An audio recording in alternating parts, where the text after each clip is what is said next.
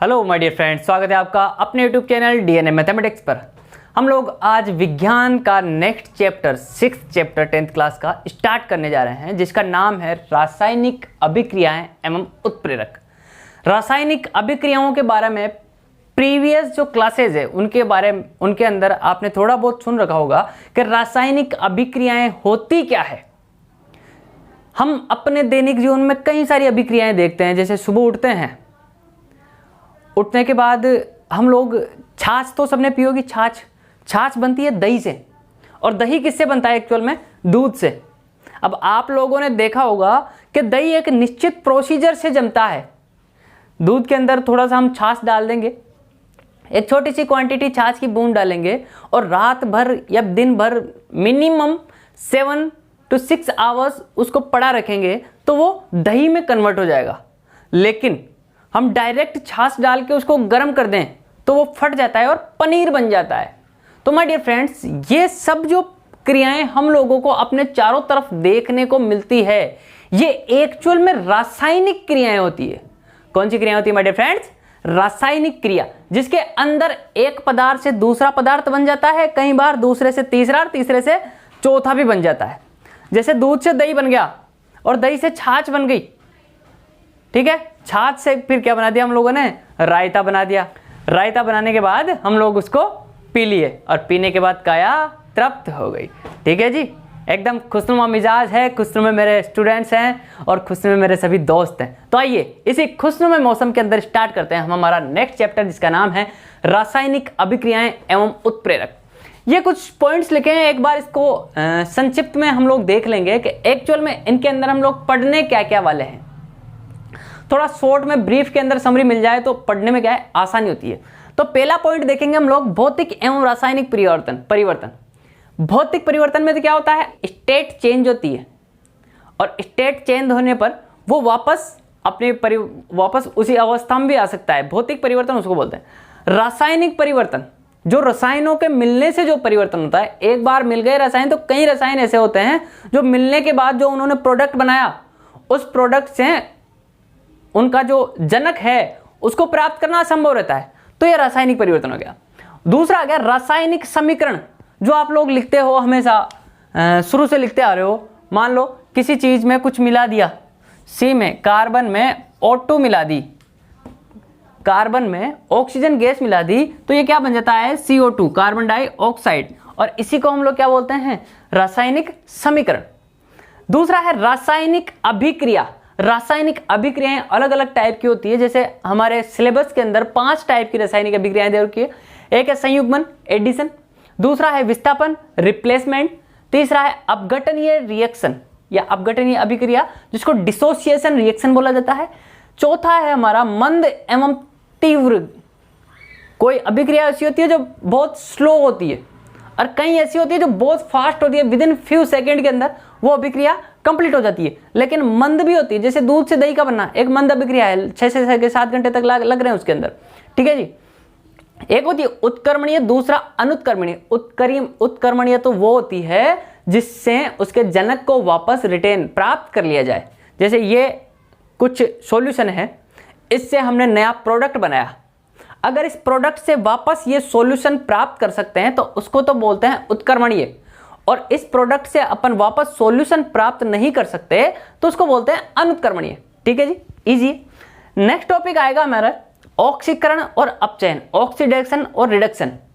Simple सी बात दिमाग में बिठा लो कि अगर किसी रिएक्शन के अंदर हम लोग ऑक्सीजन ऐड कर रहे हैं या फिर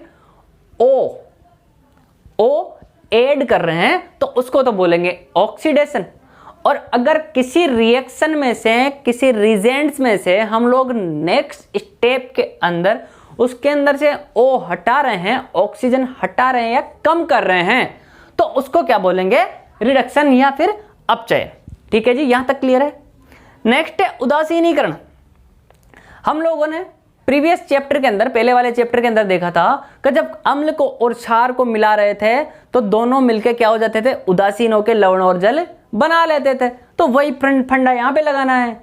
जब अम्ल और क्षार मिलेंगे दोनों उदासीन होंगे, उदासीन होकर जल लवण बना लेंगे, ठीक है जी। तो उस प्रोसेस को क्या बोला हम लोगों ने? उदासीनीकरण।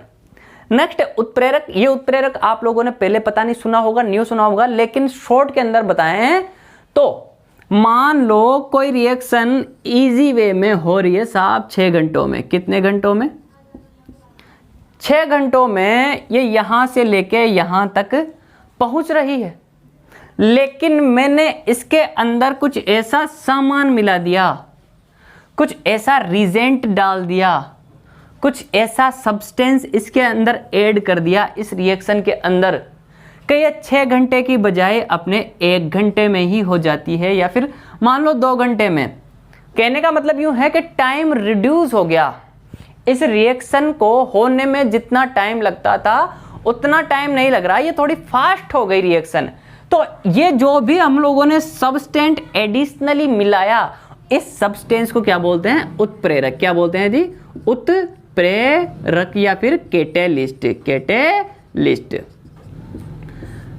ये था हमारा शॉर्ट के अंदर, ब्रीफ के अंदर पूरे पाठ की रूपरेखा। अब हम लोग हमारा पाठ स्टार्ट करते हैं, जिसका फर्स्ट टॉपिक है भौतिक एवं रासायनिक परिवर्तन। भौतिक एवं रासायनिक परिवर्तन एक्चुअल में होते क्या है माय डियर फ्रेंड्स? मैं लिख देता हूं, जैसे इधर लिख रहा हूं मैं भौतिक। कौन से जी? भौतिक। और इधर की साइड में लिख रहा हूं रासायनिक। कौन से? रासायनिक। अब एक्चुअल में इनमें होता क्या है माय डियर फ्रेंड्स? जो भौतिक गुण होते हैं हमारे, इसके अंदर तो इसकी फिजिकल मतलब जो बाहरी संरचना होगी ना, जो हम लोगों को दिखाई दे रही होगी, वो दिखने वाली संरचना इसके अंदर भौतिक के अंदर चेंज होती आती है। लेकिन जो हमारा रासायनिक परिवर्तन है, कौन सा परिवर्तन? रासायनिक परिवर्तन। इसके अंदर क्या होता है एक्चुअली? इसके अंदर जो इनर प्रॉपर्टीज है उसकी, जो भी सब्सटेंस लिया हम लोगों ने, उसका मान लो कोई गुण है उसका पर्टिकुलर, और उसको हम लोगों ने केमिकली चेंज कर दिया, रासायनिक रूप से परिवर्तन कर दिया। उसके अंदर कुछ रासायनिक परिवर्तन कर दिया, या तो कुछ मिला दिया या कुछ हटा दिया उससे। तो उसके अंदर क्या होता है? उसके अंदर की प्रॉपर्टीज जो हम लोगों को बाहर से दिखाई नहीं देती, वो चेंज हो जाती है। जैसे दूध से दही का बनना। अब हम लोग अगर देखें, दूर से देखें, तो दही के ऊपर भी पपड़ी जमी होती है, दूध के ऊपर भी कई बार ठंडा होने पर पपड़ी जम जाती है। तो दोनों हम लोगों को सेम ही दिखाई देंगे, दोनों की प्रॉपर्टीज सेम दिखाई देंगे। हम यूँ मान लेंगे कि यह भी दूध है और यह भी दूध है। लेकिन जब उसको हिला के देखेंगे अंदर से, तो हम लोगों को पता चलता है कि भैया ये तो दूध से दही जम गया। तो इस प्रोसेस को तो बोलेंगे हम लोग रासायनिक परिवर्तन। और मान लो मैंने लकड़ी के टुकड़े टुकड़े कर दिए, ठीक है जी, क्या कर दिए? लकड़ी के अलग अलग टुकड़े कर दिए, उनको वापस जोड़ा थोड़ा जा सकता है। टुकड़े हो गए एक बार तो हो गए, तो वो भी क्या हो गया? रासायनिक परिवर्तन। दूसरा, इधर मान लो पानी है, पानी को हम लोगों ने फ्रिज के अंदर रेफ्रिजरेटर में जमा दिया। जमने के बाद क्या होगा? बाहर निकाल दो बर्फ को, बर्फ बन गई ना वो, तो बर्फ को बाहर निकाल दो, वापस पानी बन जाएगा। और पानी को आप क्या करो? गर्म कर दो, मतलब उबाल दो। उबालने के बाद ऑटोमेटिक पानी उड़ जाएगा। 1 किलो पानी को अगर आप 1 घंटे तक उबालोगे तो उसमें से तकरीबन 250 ग्राम 250 ग्राम के समथिंग पानी अपने बच जाएगा। लेकिन अगर हम लोगों ने वो भाप इकट्ठी करी है और उसको हम लोगों ने संघनन की प्रोसेस से वापस पानी के अंदर रिटेन करना है, तो हम लोग उससे वापस पानी प्राप्त कर सकते हैं। तो ये हो गया जी हमारा भौतिक परिवर्तन। एक्चुअल में हुआ कुछ नहीं, उसकी स्टेट चेंज कर दी। पहले पानी था, फिर बर्फ चेंज कर दिया, बर्फ से वापस पानी में चेंज कर दिया, पानी से वापस भाप में, और भाप से वापस हम लोगों ने क्या बना लिया? पानी में पानी उसको बना लिया। ठीक है जी, ये है हमारी भौतिक परिवर्तन। याद रहेगा जी। तो इन्हीं के कुछ प्रॉपर्टीज होती है। एक्चुअल में ये क्या होते हैं? भौतिक गुणों में अवस्था में परिवर्तन होता है। किसमें जी? अवस्था में परिवर्तन होता है। इनके अंदर रासायनिक परिवर्तन नहीं होता। क्या नहीं होता? रासायनिक परिवर्तन नहीं होता। इधर जो है रासायनिक परिवर्तन के अंदर भौतिक अवस्था में परिवर्तन नहीं होता है, जबकि जो रासायनिक परिवर्तन होता है वही होता है इसमें। मतलब उसकी जो केमिकल प्रॉपर्टीज रहती है उस सब्सटेंस की, वो चेंज हो जाती है, जबकि इधर जो है केमिकल प्रॉपर्टी चेंज नहीं होती। और इसमें क्या होता है? जैसे हम लोगों ने कुछ कारण लगा रखा है परिवर्तन का कारण, क्या लगा रखा है? परिवर्तन। ये हटाने के बाद पुनः वापस पदार्थ उसी अवस्था में आ जाता है।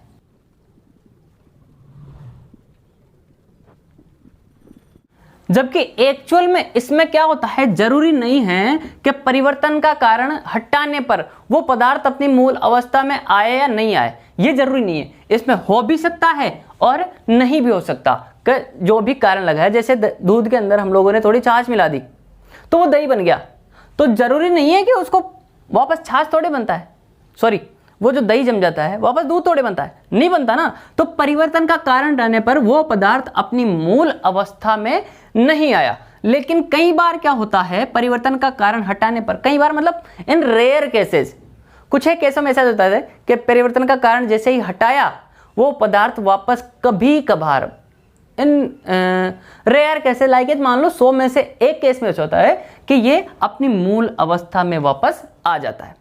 ठीक है जी, ये तो कुछ एक गुण हो गए। और इसका एक एग्जाम्पल देख लेते हैं हम लोग। इसका एग्जाम्पल है, मान लो बर्फ है, बर्फ, इससे क्या है, ये किससे बनता है? जल से, H2O से। और इससे हम लोग क्या बनाते हैं? वाष्प, वेपर। ठीक है जी। अगर मैं इसको ठंडा कर दूं, क्या कर दूं?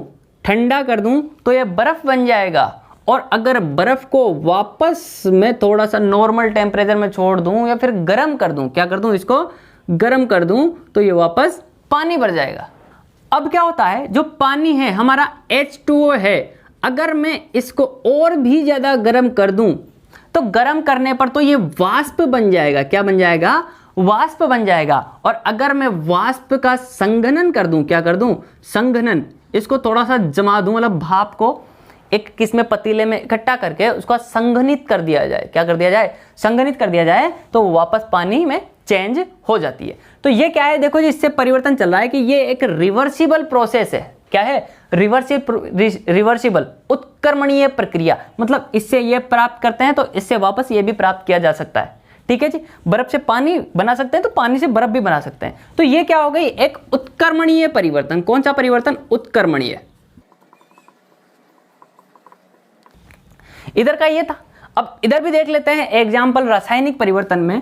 इसमें ये वापस अपनी स्टेट में आ नहीं रहता, तो इसका एग्जाम्पल देख लेते हैं। कोयले के अंदर अगर मैं ऑक्सीजन गैस मिला देता हूं तो मुझे कार्बन डाइऑक्साइड गैस मिल जाएगी। क्या मिल जाएगी? कार्बन डाइऑक्साइड गैस मुझे मिल जाएगी। और इसके एवज में देखो जी, ये जो तीर लगा रहे हैं, तीर, इस तीर का मतलब है कि ये रिएक्शन इधर के साइड में फॉरवर्ड हो रही है। इससे इन दोनों को मिलाने के से क्या प्रोडक्ट बन रहा है? ये कार्बन डाइऑक्साइड बन रहा है। ठीक है जी, ये तीर का कुछ मतलब नहीं समझ ऐसे, इसको तो एज ए पॉइंट, भाई ये अपना नेक्स्ट पॉइंट है, इसको देखते हुए तो ये तीर लगाया। लेकिन ये जो तीर है, ये एरो बनाया, इसका क्या मतलब है कि रिएक्शन यह इधर से लेके इधर फॉरवर्ड हो रही है, मतलब इधर से आगे चल रही है। ठीक है जी, क्लियर है बात?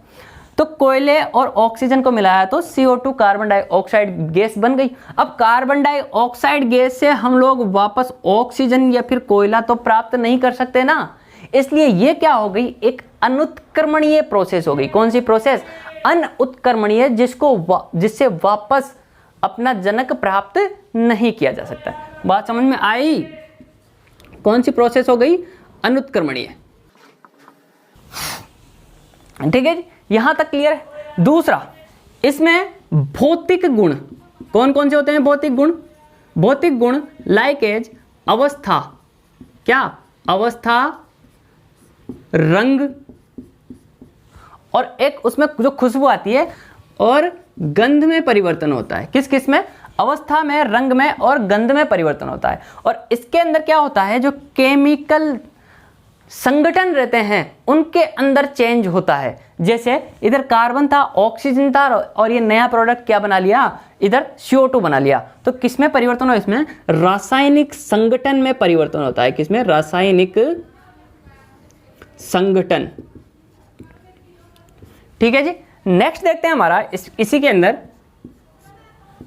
एक ही देख लिया था कि परिवर्तन का कारण रहने के बाद पदार्थ अपनी मूल अवस्था में आ जाता है, और ये अपनी मूल अवस्था में नहीं आता है। इसके अंदर क्या होता है? ये परिवर्तन उत्क्रमणित तो रहता है ये, इसके बाद इसमें नया पदार्थ बनता है। क्या बनता है जी? नया पदार्थ नहीं बनता है, क्योंकि जैसे ही हम लोगों ने परिवर्तन का कारण हटाया वो पदार्थ वापस वो का ही हो गया। जैसे जल है, जल से मैंने बर्फ बना दिया, बर्फ को वापस खुले में छोड़ दिया, तो बर्फ से वापस क्या बन जाएगा? जल बना दिया, जल बन जाएगा। तो इसमें नया पदार्थ नहीं बनता है, जबकि इसमें नया पदार्थ अपना बनता है, नया पदार्थ बनता है। नेक्स्ट इसमें हम लोग लिख सकते हैं कि यह परिवर्तन अस्थायी रहता है। क्या रहता है? अस्थायी। अस्थायी का मतलब है यह कुछ समय तक टिकेगा और वापस चेंज हो जाएगा, जबकि ये क्या होता है? स्थायी होता है। एक बार केमिकल प्रॉपर्टी चेंज हो गई तो वो वापस अपने उस पीछे वाले रूप में नहीं आने वाले। एक दो इसके एग्जाम्पल पूछ लेता है। जैसे इसका है पानी के अंदर चीनी का घोलना। पानी के अंदर चीनी को घोल तो दिया हम लोगों ने, वापस पानी से चीनी प्राप्त भी कर सकते हैं। पानी के अंदर नमक घोल तो दिया हम लोगों ने, लेकिन पानी से नमक वापस प्राप्त भी कर सकते हैं। और केमिकल रिएक्शन के तो इतने सारी रिएक्शंस हैं जो हम लोगों ने पीछे वाले चैप्टर में पढ़ी थी। जो भी आपको याद है साबुन बनाने की प्रोसेस, किसी की भी जो भी प्रोसेस है वो सब इसमें लिख दो। एक बार वसा तेलों से सोडियम हाइड्रोक्साइड से हम लोगों ने साबुन बना दी, तो वो साबुन से वापस वसा तेल या फिर वो जो सोडियम हाइड्रोक्साइड था, हमारा कास्टिक सोडा था, वो प्राप्त नहीं किया जा सकता था। तो वो क्या थी? हमारी रासायनिक परिवर्तन। क्या थे साहब? हमारे रासायनिक परिवर्तन। तो इनको एक बार लिख लीजिएगा, कई बार 2 नंबर के क्वेश्चन के अंदर ये पूछ लेता है। अब हमारा नेक्स्ट जो टॉपिक है वो है हमारा रासायनिक समीकरण। क्या है जी? रासायनिक समीकरण। एक बार इसको मिटा देता हूं मैं। रासायनिक समीकरण एक्चुअल में होता क्या है, एक बार इसकी डेफिनेशन देख लेते हैं हम लोग, जो बुक के अंदर लिखी हुई है कि किसी भी रासायनिक अभिक्रिया में पदार्थों के अणुसूत्रों, किसमें? अणुसूत्रों एवं प्रतीकों से प्रदर्शित किया जाता है, तो उसे क्या बोला जाता है? रासायनिक समीकरण बोला जाता है। ठीक है जी। अब प्रतीकों और अणुसूत्रों से कैसे प्रदर्शित करते हैं? जैसे हम लोगों ने पीछे अभी थोड़ी देर पहले एक रिएक्शन देखेगी कि अगर कार्बन के अंदर, किसमें? कार्बन में हम लोग ऑक्सीजन मिला रहे थे। क्या मिला रहे थे? ऑक्सीजन। तो हमें प्रोडक्ट के रूप में क्या प्राप्त हो रहा था? Carbon dioxide. क्या प्राप्त होता है हमारे फ्रेंड्स? Carbon dioxide. अब इसको अगर हम लोग अणुसूत्रों या प्रतीकों से प्रदर्शित करें तो एक तो देखो मैं कितना लंबा लिख रहा हूं, इतने लंबा भरने में आएगा। एक अपने को पता है कि जो कार्बन है या जो कोयला है, कार्बन क्या है? कोयला। जो कार्बन है उसको हम लोग सी से डिनोट करते हैं। किससे डिनोट करते हैं? सी से। जो ऑक्सीजन है उसको डिनोट करता हूं मैं O2 से, और जो कार्बन डाइऑक्साइड है उसको डिनोट करूंगा मैं CO2 से। ठीक है जी। अब एक तो इतनी लंबी रामलीला में लिख रहा था और एक इतना शॉर्ट में ही निपटा दिया, तो शॉर्ट वाला बढ़िया है या इतनी लंबी रामलीला? तो हम लोगों की आसानी के लिए इतनी लंबी रामलीला नहीं लिखनी पड़े और ये थोड़ा शॉर्ट में मामला निपट जाए, इसके लिए क्या बनाई साइंटिस्ट ने हमारे लिए? रासायनिक समीकरण बनाए। क्या बनाया एक्चुअल में? रासायनिक समीकरण। तो इसको बोल दिया, जब कार्बन के अंदर ऑक्सीजन जोड़ा तो क्या बन गया? Carbon dioxide. तो ये तो हो गई हमारी रासायनिक समीकरण, केमिकल इक्वेशन। ठीक है जी। अब एक्चुअल में देखो जी, इनके अंदर भी क्या होता है। जैसे ये हमारा सब्सटेंस, ये हमारा सब्सटेंस, इन दोनों को जब हम लोगों ने मिलाया तो ये बन गया हमारा प्रोडक्ट। क्या बना? उत्पाद के रूप में क्या मिला हम लोगों को? Carbon dioxide. तो इन दोनों को तो बोलेंगे हम लोग अभिकारक। क्या बोलेंगे माय डियर फ्रेंड्स? अभिकारक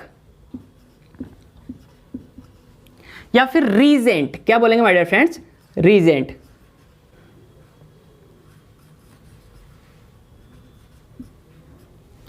और ये जो बना इसको बोलेंगे हम लोग उत्पाद। क्या बोलेंगे? उत्पाद, या फिर इंग्लिश में बोलेंगे इसको प्रोडक्ट। तो जब हम लोगों ने रिएक्टेंट के मध्य अभिक्रिया करवाई तो ये रिएक्शन से क्या बन गया? हमारे उत्पाद बन गया साहब, हमारे प्रोडक्ट बन गया। और ये जो तीर है, इस तीर का क्या मतलब है कि रिएक्शन इधर की दिशा में चल रही है, इस तीर से जो इधर होंगे वो तो होंगे हमारे उत्पाद, मतलब तीर के जो बाईं तरफ है, कौन सी तरफ, बाईं तरफ। देखो जी ये हमारा दायां है, तो इस तीर से दायां, तो ये दाईं तरफ तो कौन सा हो गया, हमारा प्रोडक्ट हो गया, और बाईं तरफ क्या हो गया, हमारा रिएक्टेंट या अभिकारक हो गया। यहां तक क्लियर है बात। अब आप लोग बोल दोगे कि हम लोगों ने तो ऐसी रिएक्शन देखी है कि अगर ए की रिएक्शन हम लोगों ने बी से करवाई तो इससे कुछ प्रोडक्ट बना हमारा C+D, और अगर C+D इसको थोड़ी देर खुला छोड़ दिया तो इससे वापस ही A+B हमारा बन गया। तो क्या कर रहे थे, इसमें दोनों तरफ हम लोगों को ऐसे तीर लगाने थे, तो ये दोनों तरफ ऐसे तीर नहीं लगा के हम क्या करते हैं, एक तो एरो लगाते हैं यूं इधर की साइड तो ऊपर वाला, और वापस जब इधर वाला लगाएंगे तो इधर वाला लगाएंगे यूं। कुछ ऐसा देखा है आप लोगों ने, ठीक है जी। तो ए व बी को मिलाया तो C+D हमारा प्रोडक्ट बन गया। तो पहली दफा तो क्या हुआ, ए और बी हमारा रिएक्टेंट है और इधर C+D हमारा प्रोडक्ट है, जब इस दिशा में रिएक्शन चल रही है।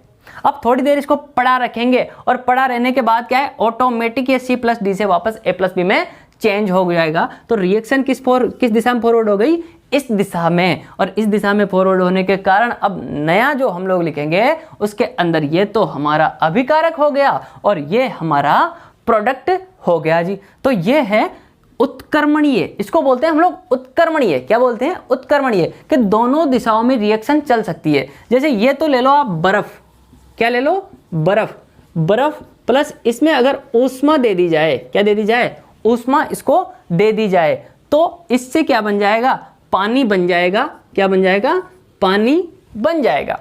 और जब पानी को हम लोग, पानी को इसको क्या करेंगे, फ्रीज करेंगे, क्या करेंगे, फ्रीज करेंगे, इसको ठंडा करेंगे, तो ये वापस क्या बन जाएगा, अपना बर्फ बन जाएगा। ठीक है जी। तो ये क्या हो गई, उत्क्रमणीय प्रोसेस हो गई। इससे ये बन रहा है, इससे ये बन रहा है। तो ये दोनों तरफ तीर लगाने का मतलब समझ में आ गया। और जो हम लोगों ने केमिकल इक्वेशन लिखी वो क्यों लिखी और कैसे लिखी, ये बात क्लियर है। ये बात क्लियर है तो नीचे वाला अंगूठा दबा के हमारा मनोबल जरूर बढ़ाएं। अब नेक्स्ट चलते हैं माय डियर फ्रेंड्स, हमारे इसको जो केमिकल इक्वेशन है इसको लिखने के क्या है, कुछ फॉर्मूले होते हैं कि कैसे कैसे किन किन तरीकों से इसको लिखा जाता है। कई तरीके हैं, कई इसमें प्रॉपर्टीज यूज करनी पड़ती है, तो वो प्रॉपर्टीज एक बार देख लेते हैं हम लोग। सो माय डियर फ्रेंड्स, हम लोगों ने देख लिया था कि अगर हम लोग रासायनिक अभिक्रिया में पदार्थों या के अणुसूत्रों को प्रतीकों से डिनोट कर रहे थे तो उसको हम लोग रासायनिक समीकरण बोल रहे थे। अब ये रासायनिक समीकरण को लिखने के कुछ चरण हैं जो कभी कभार एग्जाम में पूछ लेता है, एग्जाम में नहीं पूछता तो भी ये क्या है, हमारे जो हम नेक्स्ट लेवल पढ़ने वाले हैं, अगर ये चरण हम लोगों ने नहीं पढ़े तो नेक्स्ट लेवल हमारे समझ में नहीं आएगी। जो अपने आगे के पाठों में कार्बन की श्रृंखला या कार्बन से रिलेटेड जो भी पाठ आने वाले हैं, अगर ये चरण हम लोगों ने सही अच्छे तरीके से नहीं पढ़े तो उनमें बहुत ज़्यादा समस्या आने वाली है। Point of view of examination की दृष्टि से ये ज़्यादा इंपॉर्टेंट नहीं है, लेकिन हमारी नॉलेज के लिए और उन पाठों को पढ़ने के लिए, जैसे कि पेड़ के पत्ते को जानने के लिए हमें उसकी जड़ से भी कुछ जानकारी लेनी पड़ती है, वैसे ही आगे के पाठों के अंदर कार्बन की श्रृंखलाओं, उन समीकरणों इत्यादि को पढ़ने के लिए हमें इन चरणों को जानना अति आवश्यक है, बहुत ही बेहद जरूरी है। तो स्टार्ट करते हैं पहला चरण। किसी भी समीकरण को लिखने के चरण देख रहे हैं। पहला चरण है क्रियाकारक, तीर का निशान और उत्पाद। इधर रहते हैं हमारे क्रियाकारक, क्या रहते हैं जी, क्रियाकारक। फिर हम लोग यहां पे तीर का निशान लगाते हैं और इधर के साइड में उत्पाद हम लोग लिख देते हैं। क्या लिख देते हैं, उत्पाद। नेक्स्ट बोल रहा है ये क्रियाकारक या उत्पाद की संख्या एक से अधिक होने पर उनके बीच में धन का चिन्ह, प्लस का चिन्ह लगाते हैं।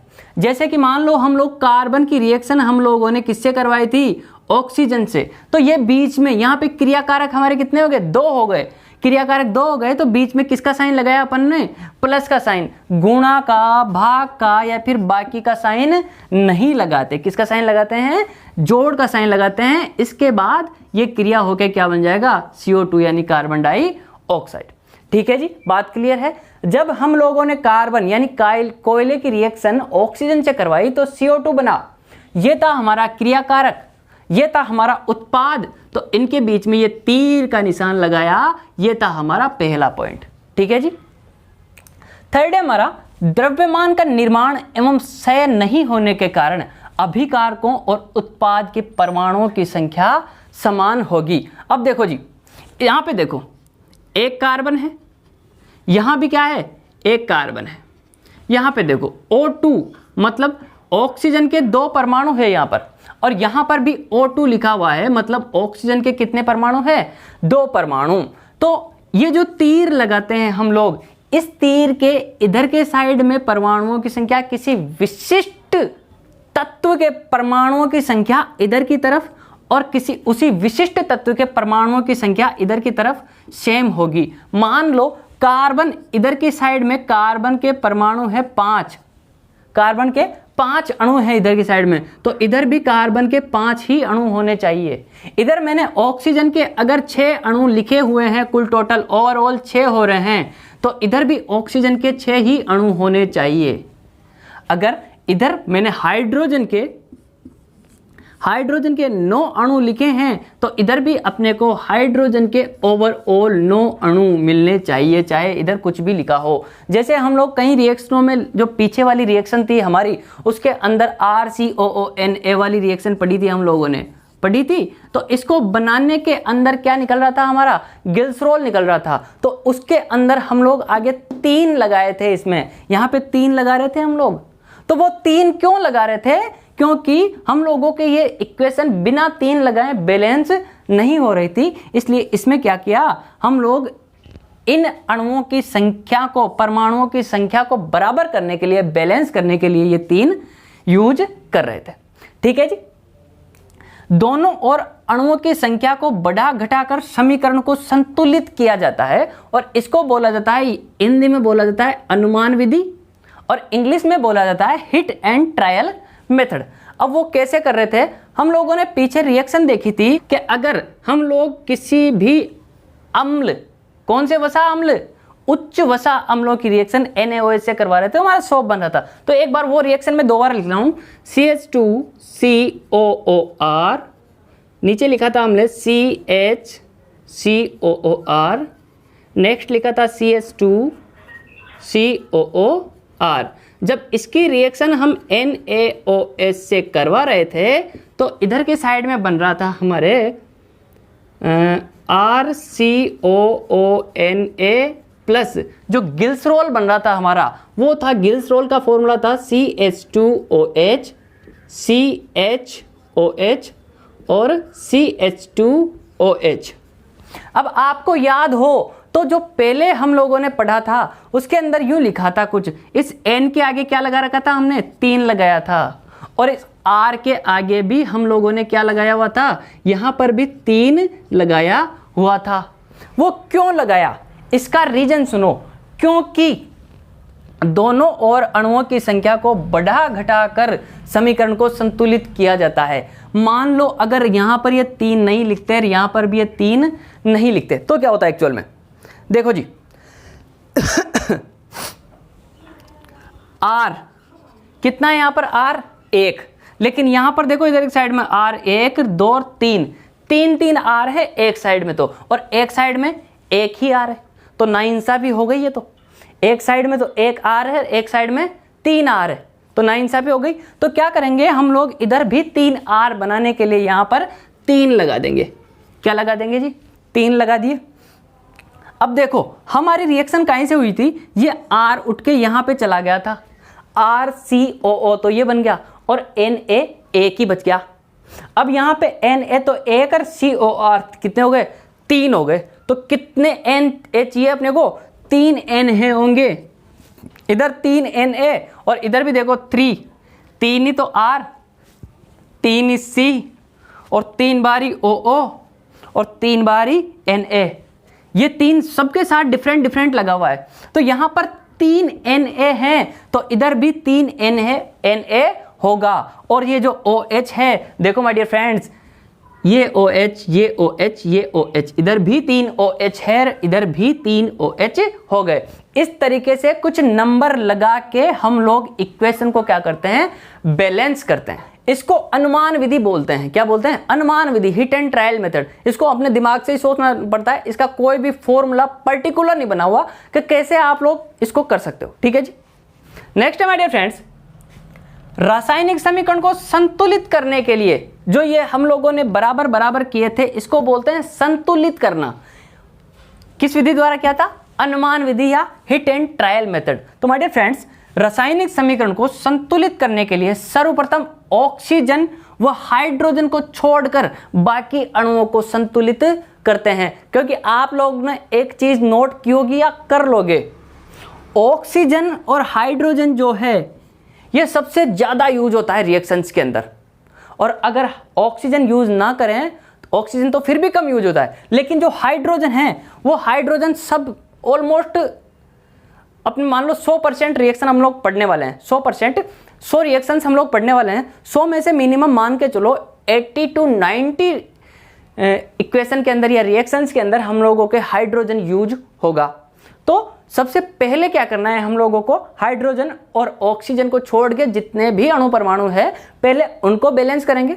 पहले उनको देखेंगे कि दोनों तरफ बराबर है या नहीं है। हम एक एग्जांपल ले लेते हैं इसको समझने के लिए। जैसे कि हम लोगों ने जब प्रोपेन की रिएक्शन, किसकी? प्रोपेन की, C3H8।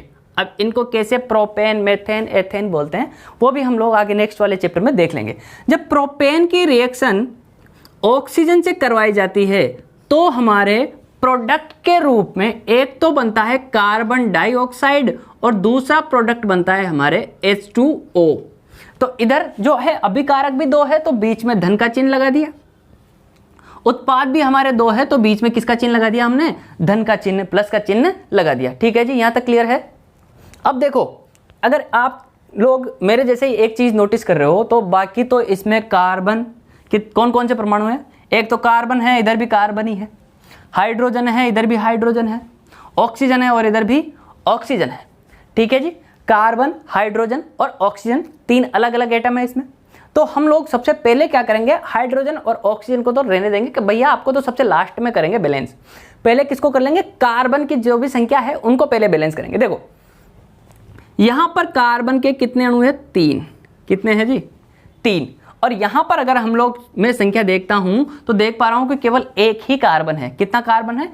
एक कार्बन। तो एक कार्बन को 3 बनाने के लिए क्या करूंगा मैं? यहां पे 3 लगा दिए। क्या लगा दिए? यहां पे 3 लगा दिए। नेक्स्ट इक्वेशन में लिख लेते हैं हम लोग। क्या किया मैंने? इधर था C3H8 प्लस O2, तो क्या किया मैंने? इधर 3CO2 प्लस H2O कर दिया। अब देखो जी क्या हो गया, जैसे ही मैंने यहाँ पे 3 लगाया, यहाँ पे ऑक्सीजन कितने थे? 2 ही थे। लेकिन जैसे यहाँ पे 3 लगाया, ऑक्सीजन कितने हो गए? 3 तो ये और 2 ये, 3 दूना 6। कितने हो गए इधर ऑक्सीजन? 6 तो ये और 1 ये रहा। कितने हो गए? 7 ऑक्सीजन हो गए माय डियर फ्रेंड्स। कितने ऑक्सीजन हो गए कुल टोटल? 6 प्लस 1 7 ऑक्सीजन हो गए। जबकि इधर के साइड में कितने हैं? ओनली 2 ही ऑक्सीजन है। कितने ऑक्सीजन है? 2 ऑक्सीजन। तो इन ऑक्सीजन को बैलेंस करने से पहले एक बार हम लोग हाइड्रोजन को बैलेंस कर लेते हैं। जैसे कि इधर है हाइड्रोजन हमारे 8। कितने जी?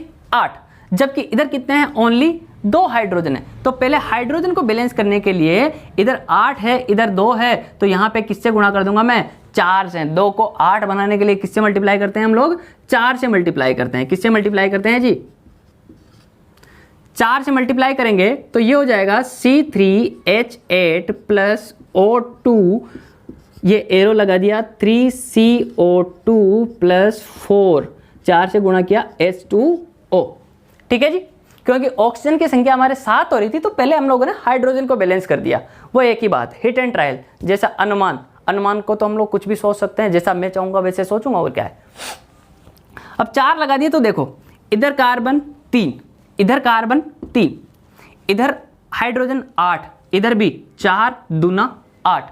देखो जी, इसमें अगर नीचे लगाओ ना, नीचे लगाओ और इधर आगे भी लगाओ, तो इन अणुओं की परमाणुओं की संख्या कैलकुलेट करने के लिए क्या करते हैं हम लोग, इन दोनों को आपस में गुणा कर देते हैं। गुणा करने के बाद कितना है 8, तो इधर हाइड्रोजन 8, इधर भी 8। अब देखो, अब करते हैं ऑक्सीजन की कैलकुलेट। इधर कितने ऑक्सीजन है 2, जबकि इधर कितने हो गए 3 गुणा 2 6, तो इसमें हो गए 4 और गुणा 1, तो ये 4 और 4 के साथ कितने हैं ऑक्सीजन, तो ये 4। अगर 6 को और 4 को ऐड किया मैंने तो ये हो जाते हैं 10। इधर ऑक्सीजन कितने हैं 10, जबकि इधर कितने हैं ओनली 2। तो 2 को किससे गुणा करूं कि 10 आ जाए, 2 को मैं अगर 5 से गुणा करूंगा तो हमारे 10 आ जाएगा। तो हम लोग क्या करेंगे, नेक्स्ट इक्वेशन में C3H5 प्लस 5 कितने लगाऊंगा O2 के आगे 5 O2,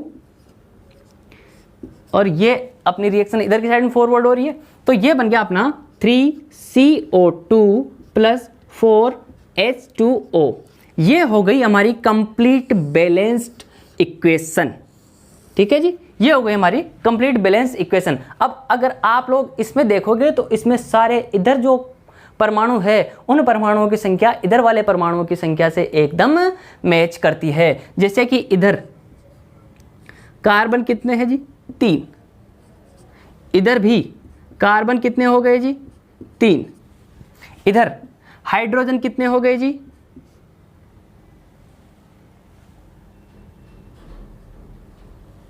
हाइड्रोजन हो गए हमारे 8, इधर भी हाइड्रोजन कितने हो गए जी 4 दूना 8।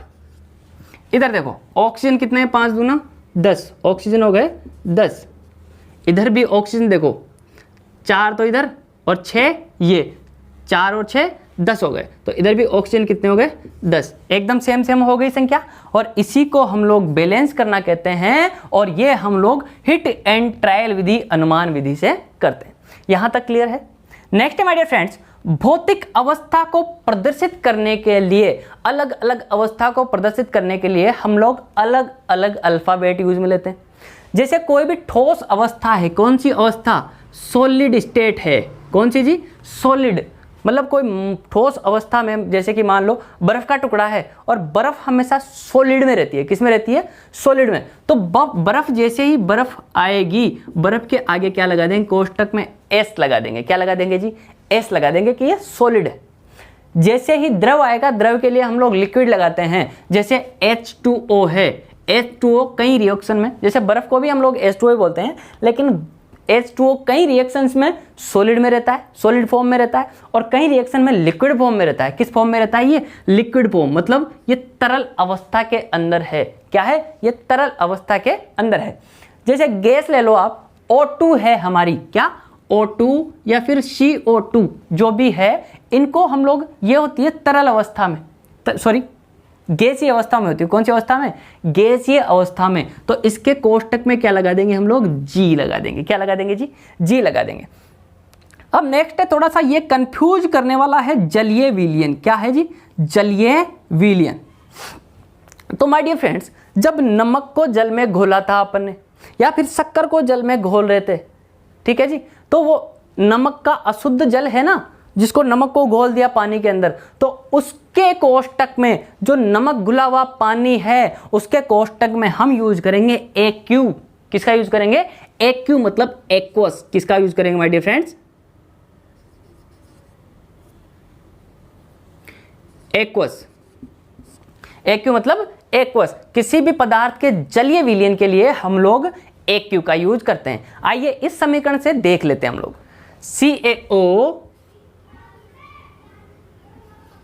प्लस H2O, जब इनकी रिएक्शन करवाई तो ये बन जाएगा हमारे CaOH2। जब हम लोगों ने कैल्शियम ऑक्साइड की रिएक्शन H2O से करवाई तो ये क्या बन जाएगा कैल्शियम हाइड्रोक्साइड। क्या बन जाएगा my dear friends, calcium hydroxide. अब एक्चुअल में होता क्या है, ये कैल्शियम ऑक्साइड तो रहता है सॉलिड फॉर्म में। कौन सी फॉर्म में जी, सॉलिड फॉर्म में। ये H2O है, ये रहता है हमारे लिक्विड फॉर्म में। कौन सी फॉर्म में? लिक्विड फॉर्म में। तो इसके आगे लगा देंगे L, स्मॉल l। और ये जो है कैल्शियम हाइड्रोक्साइड, जो अपना नया प्रोडक्ट बना, जो नया उत्पाद बना, ये किस में होता है? एक्वस फॉर्म में। किस में फॉर्म में? एक्वस फॉर्म में। एक्वस फॉर्म हो गया कि जलीय विलयन है। कैसे? हिलता रहेगा, ना तो सॉलिड में है, ना लिक्विड में है, ना गैस में है। इसको क्या बोलेंगे अपन? जलीय विलयन। क्या बोलेंगे? जलीय विलयन। क्लियर है यहां तक? नेक्स्ट चलें। Okay my dear friends, next है उत्क्रमणीय। उत्क्रमणीय के अंदर हम लोग ऐसा तीर लगाते हैं, मतलब दोनों तरफ तीर लगाते हैं कि इधर भी प्रोसीजर हो सकता है और इधर भी प्रोसीजर हो सकता है। जैसे बर्फ है, क्या है जी? बर्फ। अगर बर्फ को मैं गर्म करूंगा, क्या करूंगा? गर्म करूंगा, तो ये पानी बन जाएगा। क्या बन जाएगा? पानी बन जाएगा। और अगर पानी को मैं फ्रीज करूंगा, इसको ठंडा ज़्यादा कर दूंगा, तो ये किस में कन्वर्ट हो जाएगा? बर्फ में। तो बर्फ से पानी, पानी से बर्फ, बर्फ से पानी, पानी से बर्फ। या फिर हम लोग ऐसे देख सकते हैं कि पानी को अगर गर्म कर दिया जाए और भी ज़्यादा टेम्परेचर, किस में? और भी ज़्यादा टेम्परेचर गर्म कर दिया जाए, तो ये क्या बन जाता है? वाष्प बन जाता है। क्या बन जाता है जी? वाष्प बन जाता है। और अगर वाष्प को मैं संघनित कर दूं, संघनित इधर की साइड चलेगी प्रोसीज। हम लोग जिधर के साइड में रिएक्शन होती है उस साइड में तीर लगाते हैं। अब ये रिएक्शन तो ऐसी है, इधर भी हो रही है, इधर भी हो रही है, तो ये वाला तीर हम लोग यूज करते हैं। अगर वाष्प को मैं संघनन नाम की प्रोसीजर इस पे लगा दूं, तो ये क्या बन जाएगा? पानी बन जाएगा। हो गया अभी clear? Next my dear friends, ऊष्मा को डिनोट किया जाता है इस साइन से। एक छोटा सा त्रिभुज होता है जिसको कई बार डेल्टा बोल देते हैं, ठीक है? तो इस साइन से ऊष्मा को डिनोट किया जाता है। और ये क्या किया जाता है? गर्म लिखा हुआ है। अगर मैं गर्म नहीं लिखना चाह रहा हूं तो क्या करूं? यहां पर सिंपल ये साइन बना दूं कि ये साहब ये हो गया गर्म, ठीक है जी। अगर कहीं भी ये साइन बना आ जाए कि इसको क्या किया जा रहा है? गर्म किया जा रहा है। क्या किया जाता है माय डियर फ्रेंड्स? इसको गर्म किया जा रहा है। इस साइन का ये मतलब होता है। एक और है ऊष्माक्षेपी और ऊष्माशोषी। ऊष्माक्षेपी का मतलब तो होता है शेपी। शेपी मतलब ऊष्मा निकालना। क्या मतलब होता है? ऊष्मा देना। ऊष्मा देना या फिर प्रोड्यूस करना या निकालना। कई रिएक्शंस ऐसी होती है जिनके अंदर ऊष्मा निकलती है, और कई ऐसी रिएक्शन होती है जो ऊष्मा को शोषती है, मतलब बाहरी वातावरण से वो क्या करेगी? ऊष्मा लेगी। तो ऊष्मा लेना या फिर उसको लेना, वातावरण से ऊष्मा लेना। तो अगर ऊष्माक्षेपी रिएक्शन है तो ऊष्माक्षेपी रिएक्शन के लिए हम लोग प्लस के साइन का यूज करेंगे। किसका?